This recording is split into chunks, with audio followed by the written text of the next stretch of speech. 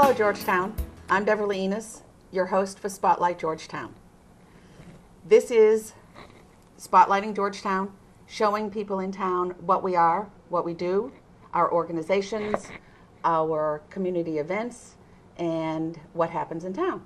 We are still looking for a couple of things. If you'd like to volunteer in front of the camera or behind the camera, I'm always looking for guests, and we're always looking for someone that we can train. You don't need experience and you don't need equipment. We'll take care of all of that for you. So if you'd like to be a volunteer and learn more about what's going on and how to produce the shows or put them together or edit, please let us know and we'll make sure that we take care of that for you. Now today we have BillFabri from the Georgetown Kiwanis, and people may actually know you more because of Fabri and Rourke Insurance Agency next to CVS. So if the face is familiar, that might be why. Thank you. Now, you're here today to talk to us about Kiwanis. Kiwanis Club of Georgetown. Now, is it just Georgetown, or is it other towns that are part of the membership here? It is just Georgetown, but we have attracted some members from Groveland and other local communities over the past few years, so we do give a little bit back to other towns, but we focus on Georgetown. We were originated in Georgetown. We meet in Georgetown, and we do most of our volunteering and fundraising efforts by and for Georgetown. Okay, now where do you meet? We meet at the Rock Pond Restaurant on the first and third Wednesdays of the month, every month at 7 o'clock, and they treat us nice. We have a separate room, and they treat us to a nice meal at 7 o'clock, and we have our meeting for roughly an hour and a half. Okay. And a little camaraderie on Wednesday night. Always welcome new members? Always, always, always welcome. We're actually down to about 33 members, which is a low over the past 20 years for our group. So we're actively seeking new members and would welcome anybody to come enjoy a dinner meeting with us, again, on the first and third Wednesdays of every month, and please sit with us. Okay, now how long have you been in Kiwanis? I joined Kiwanis in 2000 when I opened my business here in town. A family relative had invited me to a meeting, and I went down and met the fellas, and we had a great time. So I'm pleased that I joined, and I've stuck with it since then. We've seen lots of the different events that you run, and it always seems that the guys are having so much fun. They're having a great time. Well, that's the thing. You may think it's a lot of work and volunteering is a lot of effort, but when you're actually in there doing it, it is a treat. Okay. The people in the group are fun, and at the end of the day, when it's all done and you realize what you've done for the community, it's super. Now, what exactly is Kiwanis?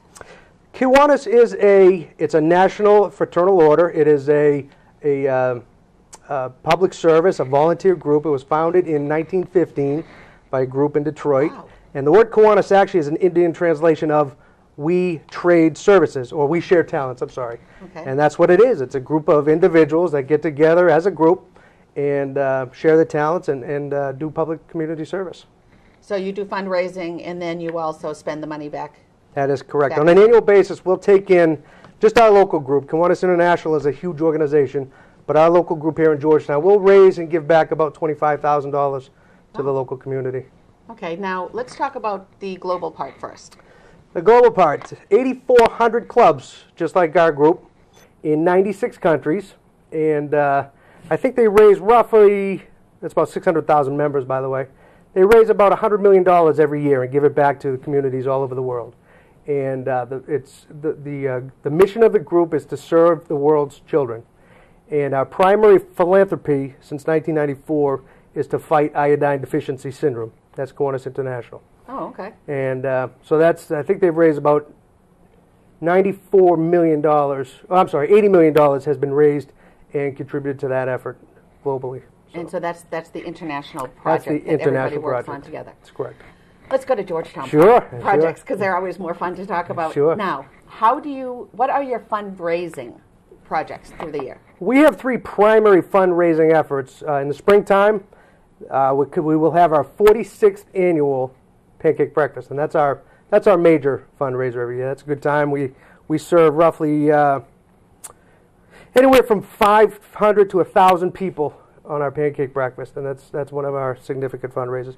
We also do a golf tournament in the summertime, and a fundraiser that we've started about 4 years ago, which is really starting to build, is our 12 Days of Christmas raffle.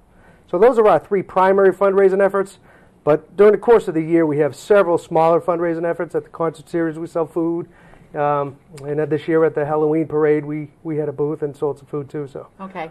Now let's go pancake breakfast. Sure. Now, what does that type of a project, how is it actually run? What time do the guys show up? How involved do they get? We meet at Theo's at roughly actually we meet at the school, at Pembroke School, the night before, get the grills all set up, get all the food going, make sure we have all the supplies.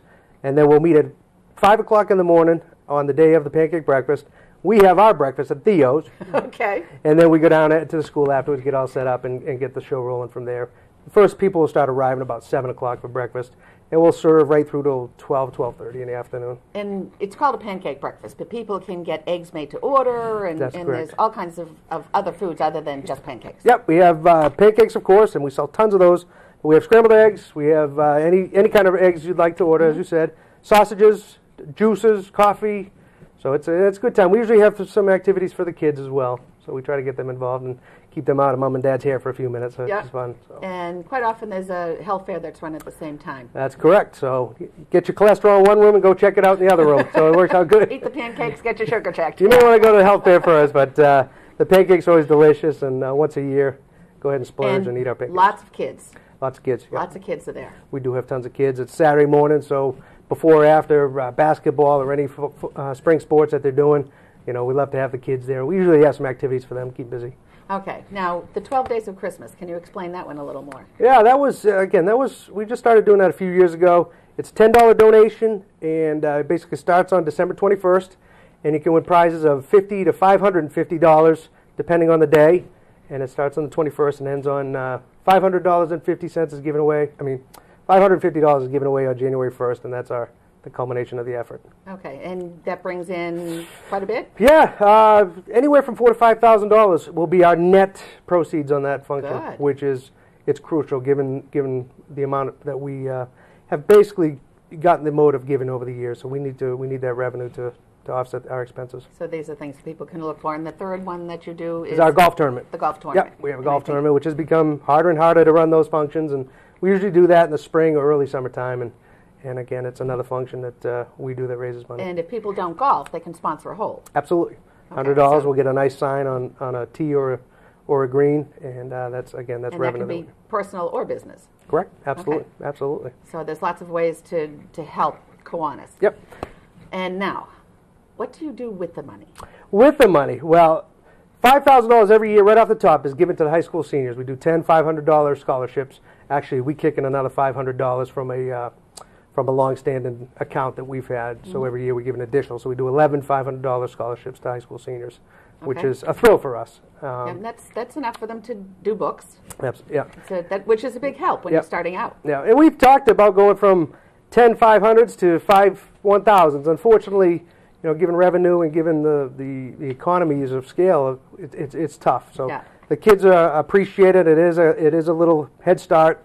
We understand it's not going to put them through any kind of a school, but it is a head start. It's something we really enjoy doing. Okay, now what else do you do? I tell you, we do our senior Thanksgiving dinner. We will serve roughly 250 to 300 seniors, both at the Pembroke School and shut-ins. We take roughly 40 meals to the shut-ins of Georgetown, and that's about a $3,000 expense for us. That no revenue is generated out of it. It's just something we love to do for the community, for the seniors that have given so much of their time and talent to make this a wonderful community. We love giving back. Yeah, and I happen to have helped with that almost since its conception. Absolutely. And we were trying to figure out last time how many years it was. And 15 or 17 is the number that we're talking about, that 15 or 17 years. And I guess it was started by the Boy Scout. And I don't truly have the whole story, but it was started by a Boy Scout, and then we took over the project and really have kept it going since then. It was actually, I do have the story. Please, go ahead, I love it. It was started by Bill Roy's son. That's it. And he was going for his Eagle Scout. That's right. And of course, once he got involved, he got Dad involved, and Dad got the Kiwanis involved, and it has become your project ever since. It is, we love it. And it is, it's a wonderful project. And this year you had lots of help, because not only did you have the Builders Club, which is a junior high school Junior high school, 7th and 8th graders. For the first time you had the Key Club The Key Club. That's exciting news for us. We started a Key Club here in Georgetown in the high school. A nice young man by the name of Nicholas Valentini, who was very involved in the Builders Club, was ready to go to high school, and he wanted to keep the process going. So Kiwanis International sponsors several youth programs. The Builders Club is, again, for the middle school age, junior high school age kids. The Key Club is for the senior high school Okay. age kids. Now, back when I was in high school here in Georgetown, many moons ago, they actually had a Key Club did. then. They did, that's And correct. in those days, of course, it was just boys Yeah. because it was a male-only Kiwanis. Is that right? And that has changed. That has changed significantly. So in the Key Club, it's boys and girls. We just installed our charter roughly a month ago in the high school, the Key Club, and out of 50, I think there's 52 members of the Key Club, 3 boys. The rest are girls. The rest are girls. Yeah, it's pretty Okay. cool. And it was neat. It is neat when you see them serving the dinner. And I mean, I think there was a count of 39 kids helped serve. Between the Builders Club and the Thanksgiving Key Club, we couldn't do either the pancake breakfast, or the Thanksgiving dinner without the Builders Club and Key Club. Yeah. They work their tails off, and they smile, they have fun, and again, it's just like us members do. We put a lot into it, but we get a lot out of it too, and I think they really do also. And these are the future Kiwanians. Bingo. Of course. Bingo. So that's where. Train them young. Yeah, exactly. All right. Now, what other projects do you do for the town? Well, for the town, again, we do anytime. We get lots of requests on a weekly basis for money, anywhere from someone doing a walkathon or a family that's in really dire straits needing help. We like to, help those out on an individual basis too.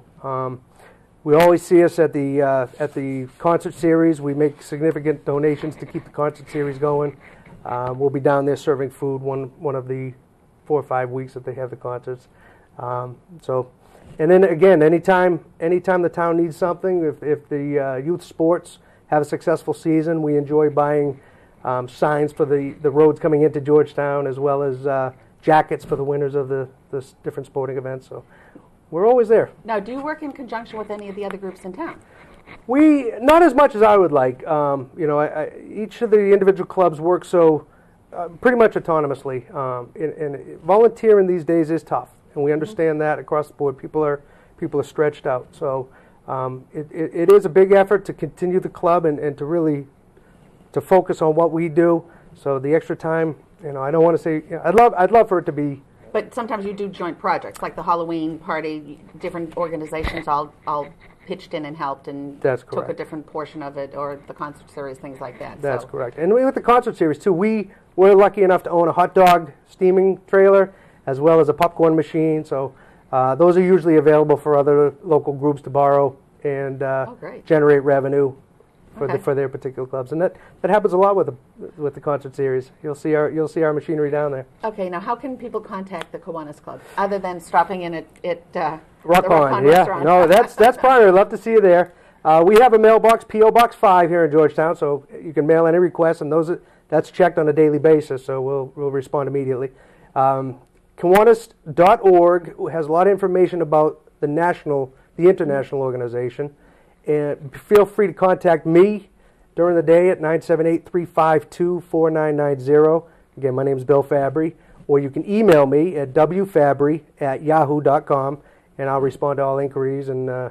But again, the best way to see what the club is all about is just come down for a meal on the first or third Wednesday at 7 o'clock at Rock Pond. We'd love to see you. Yeah. And again, watching the guys and men and women when you're doing projects, I think you guys have more fun than the people coming. It's to the true. projects. It's true. We do. Every Wednesday we get together. We have a lot of fun, and that's why I joined the club so quickly. As I met the guys instantly and ladies, and realized that it's more than just doing. It's more than just volunteering. It's really it's camaraderie, and it's a great group. It gives a lot back, and I don't know who gets more, the community or us, because we get a lot in return as well. Is there anything that I've missed? No, I don't believe so. Again, we're tickled to death about the Key Club. That's really exciting for us. So encourage your kids or colleagues, neighbors, friends to get involved with the Builders Club at the junior high level and at the Key Club at the senior high level. And then once they graduate, become Kiwanians. Well, thank you very much for coming. Beverly, thanks for having us. joining me. Thanks for having us. This is Spotlight Georgetown. Thanks for joining us. See you later.